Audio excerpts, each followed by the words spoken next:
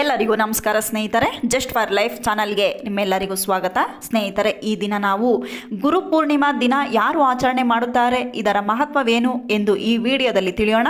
ಈ ವಿಡಿಯೋ ಅರ್ಥ ಆಗಬೇಕು ಅಂದರೆ ಸ್ಕಿಪ್ ಮಾಡದೆ ಕೊನೆಯವರೆಗೂ ನೋಡಿ. ಕೊನೆಯಲ್ಲಿ ಒಂದೇ ಒಂದು ಲೈಕ್ ಮಾಡಿ, ಹಾಗೆ ಸಬ್ಸ್ಕ್ರೈಬ್ ಮಾಡ್ಕೊಳ್ಳೋದನ್ನು ದಯವಿಟ್ಟು ಮರಿಬೇಡಿ. ಸ್ನೇಹಿತರೆ, ಹಿಂದೂಗಳು ಮತ್ತು ಜೈನರು ಆಚರಿಸುವ ಒಂದು ಶುಭ ಬೌದ್ಧ ಹಬ್ಬವಾಗಿದೆ. ಇದು ವ್ಯಕ್ತಿಯ ಜೀವನದಲ್ಲಿ ನಿರ್ಣಾಯಕ ಪಾತ್ರ ವಹಿಸುವ, ಅವರನ್ನು ಜ್ಞಾನೋದಯಕ್ಕೆ ಮಾರ್ಗದರ್ಶನ ಮಾಡುವ ಗುರುಗಳು ಅಥವಾ ಶಿಕ್ಷಕರಿಗೆ ಸಮರ್ಪಿತವಾಗಿದೆ. ನಿಮ್ಮ ಶಿಕ್ಷಕರು ಯಾವುದೇ ರೂಪದಲ್ಲಿದ್ದರೂ ಅವರಿಗೆ ಗೌರವ ಸಲ್ಲಿಸಲು ಇದು ಸೂಕ್ತ ಸಮಯ. ನಮ್ಮ ಜೀವನದಲ್ಲಿ ಶಿಕ್ಷಕರು ನಮ್ಮ ಪೋಷಕರಿಂದ ಹಿಡಿದು ನಮ್ಮ ಶೈಕ್ಷಣಿಕ ಗುರುಗಳವರೆಗೆ, ಹಿರಿಯ ಸಹೋದರ ಸಹೋದರಿಯರವರೆಗೆ ವಿಸ್ತರಿಸಬಹುದು. ಗೌತಮ ಬುದ್ಧನ ಸ್ಮರಣಾರ್ಥ ಬೌದ್ಧರು ಗುರು ಪೂರ್ಣಿಮೆಯನ್ನು ಆಚರಿಸುತ್ತಾರೆ. ಇದು ಬುದ್ಧನು ಭಾರತದ ಉತ್ತಮ ಪ್ರದೇಶ ಸಾರನಾಥದಲ್ಲಿ ತನ್ನ ಮೊದಲ ಧರ್ಮೋಪದೇಶವನ್ನು ನೀಡಿದ ದಿನವನ್ನು ಸ್ಮರಿಸುತ್ತದೆ. ವಿದ್ಯಾರ್ಥಿಗಳು ತಮ್ಮ ಗುರುಗಳ ಮೇಲಿನ ಭಕ್ತಿಯನ್ನು ಪ್ರದರ್ಶಿಸಲು ಇನ್ನೊಂದು ಉತ್ತಮ ಸಂದರ್ಭವಾಗಿದ್ದು, ಇದು 3 ಧರ್ಮಗಳಲ್ಲಿಯೂ ಮಹತ್ವದ ಹಬ್ಬವಾಗಿದೆ. ಭಾರತದ ಜೊತೆಗೆ ನೇಪಾಳ ಮತ್ತು ಭೂತಾನ್ಗಳು ಸಹ ಗುರು ಪೂರ್ಣಿಮೆಯನ್ನು ಆಚರಿಸುತ್ತವೆ. ಅಲ್ಲಿ ನೇಪಾಳದಲ್ಲಿ ಇದನ್ನು ಅಧಿಕೃತ ಶಿಕ್ಷಕರ ದಿನವೆಂದು ಗೊತ್ತುಪಡಿಸಲಾಗಿದೆ.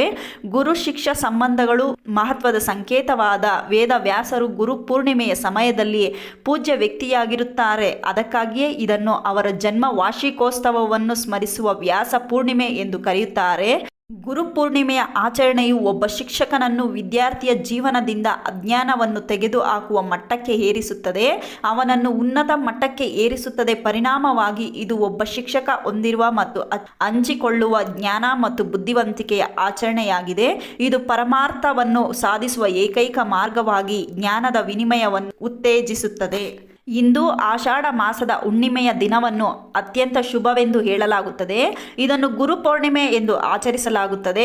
ಈ ಪವಿತ್ರ ದಿನವು ಒಬ್ಬರ ಗುರು ಅಥವಾ ಆಧ್ಯಾತ್ಮಿಕ ಗುರುಗಳಿಗೆ ಕೃತಜ್ಞತೆ ಮತ್ತು ಗೌರವವನ್ನು ವ್ಯಕ್ತಪಡಿಸಲು ಮೀಸಲಾಗಿರುತ್ತದೆ.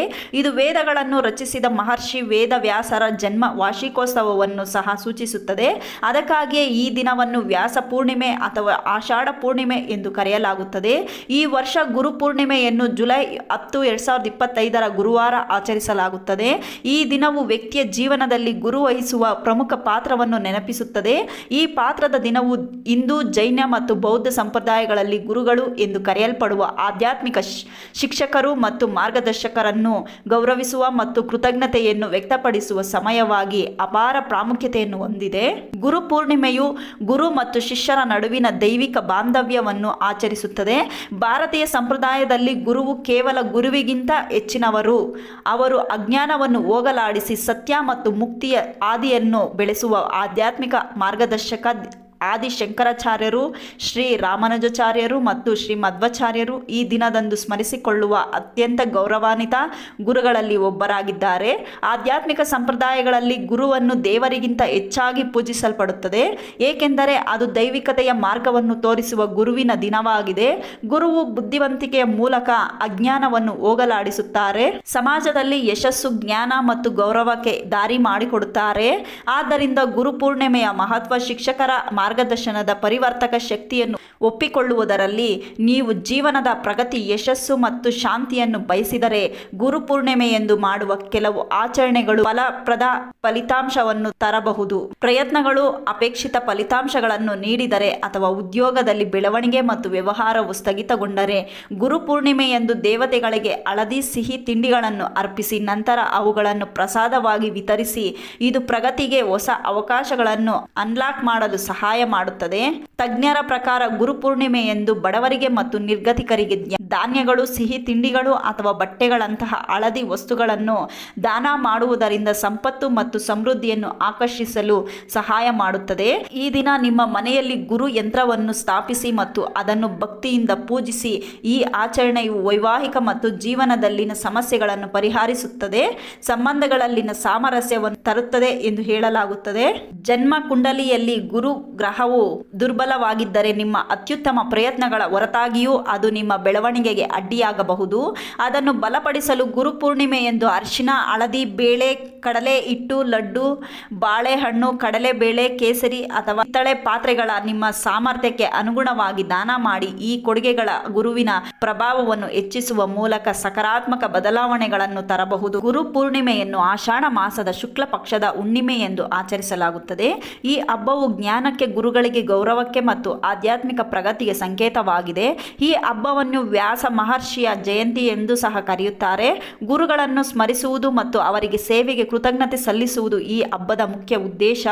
ಗುರುಪೂರ್ಣಿಮೆಯ ದಿನದಂದು ಅನೇಕ ಜನರು ಸಾಯಿಬಾಬಾರನ್ನು ಗುರುಗಳೆಂದು ಪೂಜೆ ಮಾಡುತ್ತಾರೆ, ಉಪವಾಸ ವ್ರತ ಮಾಡುತ್ತಾರೆ. ಈ ಶುಭ ದಿನದಂದು ಆಷಾಢ ಮಾಸದ ಪೌರ್ಣಮಿ ಎಂದು ಗುರುವಿನ ಮಹತ್ವವನ್ನು ತಿಳಿಸುತ್ತದೆ. ಇದು ಧಾರ್ಮಿಕ ನಂಬಿಕೆಗಳ ಪ್ರಕಾರ ಗುರುಪೂರ್ಣಿಮೆ ಎಂದು ಗುರುವಿನ ಆಶೀರ್ವಾದವನ್ನು ಪಡೆದರೆ ಜೀವನದಲ್ಲಿ ಸಂತೋಷ ಮತ್ತು ಸಮೃದ್ಧಿ ದೊರೆಯುತ್ತದೆ. ಮೊದಲೇ ಹೇಳಿದಂತೆ ಈ ದಿನವನ್ನು ವ್ಯಾಸ ಪೂರ್ಣಿಮೆ ಎಂದು ಸಹ ಕರೆಯಲಾಗುತ್ತದೆ. ಯಾಕೆಂದರೆ ಭಾರತದ ಲೇಖಕ ಮಹರ್ಷಿ ವೇದವ್ಯಾಸರು ಈ ದಿನದಂದು ಜನಿಸಿದರು. ಗುರುಪೂರ್ಣಿಮೆಯ ದಿನ ಬಹಳ ಮಂಗಳಕರ ಯೋಗ ರಚನೆ ಆಗುತ್ತದೆ. ಈ ಯೋಗದಿಂದ ಒಳ್ಳೆಯ ಕೆಲಸ ಮಾಡಿದರೂ ಸಹ ಯಶಸ್ಸು ಖಚಿತವಾಗುತ್ತದೆ. ಹಿಂದೂ ಧರ್ಮದಲ್ಲಿ ಪೂಜೆ ಮತ್ತು ಧಾರ್ಮಿಕ ಆಚರಣೆಗಳನ್ನು ಸರಿಯಾದ ಸಮಯಕ್ಕೆ ಅನುಗುಣವಾಗಿ ನಡೆಸಲಾಗುತ್ತದೆ. ಗುರುಪೂರ್ಣಿಮೆಯ ದಿನದಂದು ಮಾಂಸ ಆಹಾರವನ್ನು ತಿನ್ನಬಾರದು. ಪೂಜೆ ಮಾಡುವವರು ಕಠಿಣ ನೆಲದ ಮೇಲೆ ಮಲಗಬೇಕು, ಮೂಕ ಪ್ರಾಣಿಗಳಿಗೆ ಅನ್ನ ಹಾಕಬೇಕು, ಸುಳ್ಳು ಹೇಳಬಾರದು, ಜಗಳವಾಡಬಾರದು ಮತ್ತು ಮಕ್ಕಳನ್ನು ಹೊಡೆಯಬಾರದು. ಬ್ರಹ್ಮಚರ್ಯವನ್ನು ಪಾಲಿಸಿ ವೇದ ವಾಕ್ಯಗಳನ್ನು ಓದಬೇಕು. ದಿನದಲ್ಲಿ ಒಂದು ಹೊತ್ತು ಮಾತ್ರ ಊಟ ಮಾಡಬೇಕು. ಹೀಗೆಲ್ಲ ಮಾಡಿದರೆ ನಿಮಗೆ ಗುರುಬಲ ದೊರೆಯುತ್ತದೆ. ಸ್ನೇಹಿತರೆ, ಈ ಗುರು ಪೂರ್ಣಿಮಾ ದಿನ ಯಾರು ಆಚರಿಸುತ್ತಾರೆ, ಆ ದಿನ ಹೇಗಿರುತ್ತದೆ, ಯಾರಿಂದ ಆಚರಿಸಲಾಗುತ್ತಿತ್ತು ಎಂದು ಈ ವಿಡಿಯೋದಲ್ಲಿ ತಿಳಿದುಕೊಂಡಿದ್ದೀರಿ. ಈ ವಿಡಿಯೋ ನಿಮಗೆ ಇಷ್ಟ ಆಗಿದ್ದರೆ ಕಮೆಂಟ್ ಮಾಡಿ, ಹಾಗೆ ಶೇರ್ ಮಾಡಿ, ಸಬ್ಸ್ಕ್ರೈಬ್ ಮಾಡ್ಕೊಳ್ಳೋದನ್ನು ದಯವಿಟ್ಟು ಮರಿಬೇಡಿ. ನಮಗೆ ಇನ್ನಷ್ಟು ವಿಡಿಯೋ ಹಾಕುವುದಕ್ಕೆ ಸಪೋರ್ಟ್ ಮಾಡಿ. ಸ್ಕಿಪ್ ಮಾಡದೆ ಕೊನೆಯವರೆಗೂ ಕೇಳಿದ್ದಕ್ಕೆ ನೋಡಿದ್ದಕ್ಕೆ ಧನ್ಯವಾದಗಳು ಸ್ನೇಹಿತರೆ. Thank you so much.